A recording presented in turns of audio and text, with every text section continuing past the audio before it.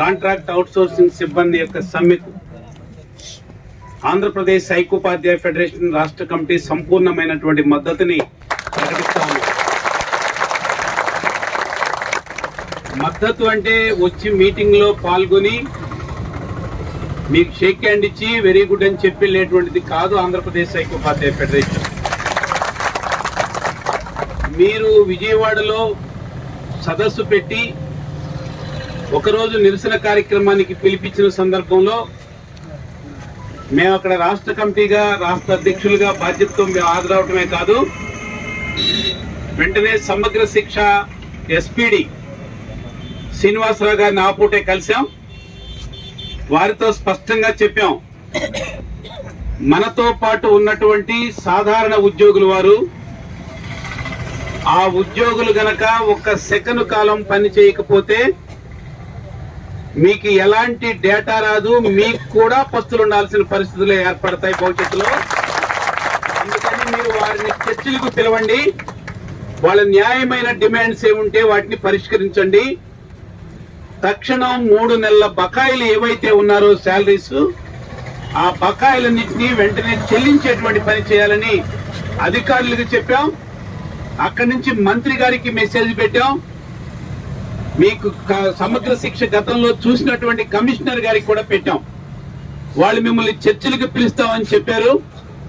19వ తారీఖు ఆ మేరకు చర్చలకు పిలిచినా చర్చించకుండానే మిమ్మల్ని బయటికి పంపించినటువంటి దుర్మార్గంగా ఈ రాష్ట్ర ప్రభుత్వం వ్యవహరించిన తీరుకి వ్యతిరేకంగానే ఈ రోజున మీరు సమ్మె చేస్తూ ఉన్నారు. అందుకనే ఈ సమ్మె విజయవంతం కావాలని, మీ సమస్యలన్నీ పరిష్కారం కావాలని మీతోటి తోడుగా ఉండి అవసరమైతే మేము యూటీఎఫ్ గా ప్రత్యక్ష ఆందోళన కార్యక్రమంలో మీతో పాటు పాల్గొంటామని కూడా తెలియజేస్తాము. ఈ రోజు రాష్ట్ర ప్రభుత్వం అధికారులకు రాబోయే ముందు 2 మాటలు చెప్పింది. ప్రజలందరికీ ఒక మాట చెప్పింది, నవరత్నాలని చెప్పింది. అమలు చేయమన్నాం. దానికి కావలసినటువంటి సంక్షేమ పథకాలు ప్రజలకు ఇస్తే స్వాగతించాం. రెండవది, ఉద్యోగ ఉపాధ్యాయ కాంట్రాక్ట్ అవుట్సోర్సింగ్ ఎంప్లాయీస్ తోటి స్నేహపూరితంగా వ్యవహరిస్తామని చెప్పింది రాష్ట్ర ప్రభుత్వం. అంటే స్నేహపూరితంగా వ్యవహరించడం అంటే మన సమస్య వస్తే, ఇబ్బంది వస్తే, కష్టం వస్తే పిలిచి మాట్లాడేటువంటి కనీస ప్రజాస్వామ్యం కూడా ఈ రాష్ట్ర ప్రభుత్వ పెద్దల దగ్గర ఒక్కరంటే ఒక్కరి దగ్గర కూడా లేదు ఈ రోజున. అంటే ప్రజాస్వామ్య పద్ధతే లేకుండా వ్యవహరిస్తున్నటువంటి దీనికి వ్యతిరేకంగానే ఒక రకంగా ఈ రోజు మనం రోడ్ల మీదకి రావాల్సిన పరిస్థితి ఏర్పడింది. రెండవది కూడా మీకు ఓపెన్ గా మేము చెప్తున్నాం. మిత్రుడి దాకా ఒకటి ప్రస్తావన చేశాడు, మిగిలిన విషయాల్లోకి వెళ్ళబోయే ముందు దాన్ని కూడా మీకు క్లారిటీ ఇవ్వాల్సింది. నేను ఆంధ్రప్రదేశ్ ఐక్యోపాధ్యాయ ఫెడరేషన్ రాష్ట్ర అధ్యక్షుడుగాను 13 సంఘాల ఫ్యాప్టోకి చైర్మన్ గా కూడా ఉన్నాం.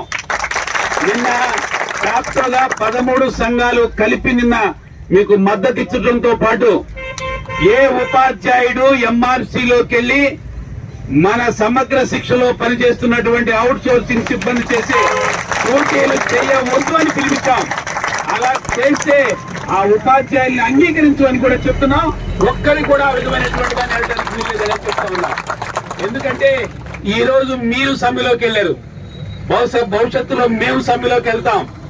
మిగిలిన వాళ్ళు ఇప్పటికే అంగన్వాడీ వాళ్ళు సమ్మెలోకి వెళ్లారు, మున్సిపాలిటీ వాళ్ళు రేపు 25వ తారీఖు నుంచి సమ్మెలోకి వెళ్తా ఉన్నారు, మిగిలిన వాళ్ళు మొత్తం వెళ్తా ఉన్నారు.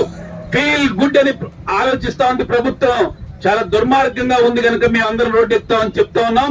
అందుకనే మీ పోరాటం మా పోరాటంగానే భావిస్తా ఉన్నాం, మీ విద్యాశాఖలో భాగంగానే భావిస్తా ఉన్నాం, మీరు మా మిత్రులుగానే భావిస్తా ఉన్నాం, మా పిల్లలుగానే భావిస్తున్నాం తప్ప ఎక్కడా కూడా ఎక్కడైనా ఒక ఉపాధ్యాయుడో మరొక ఉపాధ్యాయుడో ఆ విధంగా ఎంఈఓ ప్రలోభ పెడితే వెళితే వాళ్ళు మా దృష్టికి తీసుకురండి, మా యూటీఎఫ్ జిల్లా శాఖ దృష్టికి తీసుకురండి.